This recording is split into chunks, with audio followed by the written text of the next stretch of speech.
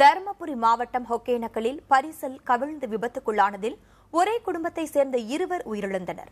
மேலும் நீரில் மூழ்கி காணாமல் போன 4 பேரை தேடும் பணி நடைபெற்று வருகிறது. இது தொடர்பாக செய்தியாளர் முனிராஜ் தரும் கூடுதல் தகவல்களை தற்போது கேட்கலாம். வணக்கம் முனிராஜ், காணாமல் போனவர்களை தேடும் பணியில் தற்போதைய நிலவரம் என்ன? அது குறித்த விவரங்கள்.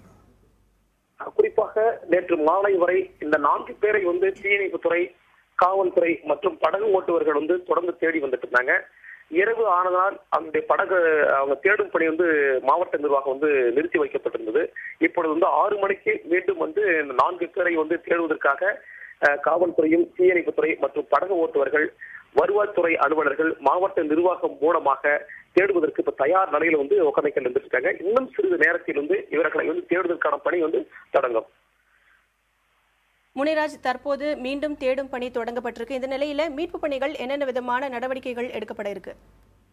குறிப்பாக இவர்கள் காணாமல் போன இடமான ஐந்தருவி மற்றும் மணல் மேடு பகுதிகளில் படகு ஓட்டுவர்கள் உதவியோடு தீயணைப்பு துறையினரும் மற்றும் மாவட்ட நிர்வாகம் மூலமாக வருவாய்த்துறை அலுவலர்கள், காவல்துறை இவங்களும் பல்வேறு பகுதிகளில் குழுக்களாக பிரிந்து, குறிப்பாக மணல்மேடு பகுதி, அப்புறம் ஐந்தறிவு பகுதி, இன்னும் பெரியபாணின்னு சொல்லக்கூடிய ஒரு பகுதி, இந்த பகுதிகளை எல்லாரும் குழுக்களாக பிரிந்து எல்லா இடங்களிலும் தேடுவதற்காக இப்ப தயார் நிலையில் இருக்காங்க.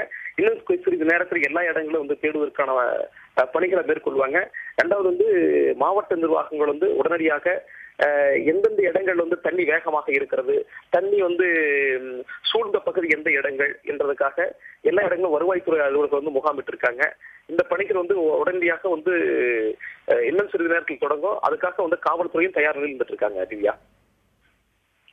முனிராஜ், ஒகேனக்கல் பரிசல் விபத்தில் காணாமல் போனவர்களை தேடும் பணி மீண்டும் தற்போது தொடங்கப்பட்டிருக்கிறது. இது தொடர்பான உங்களுடைய தகவல்களுக்கு நன்றி.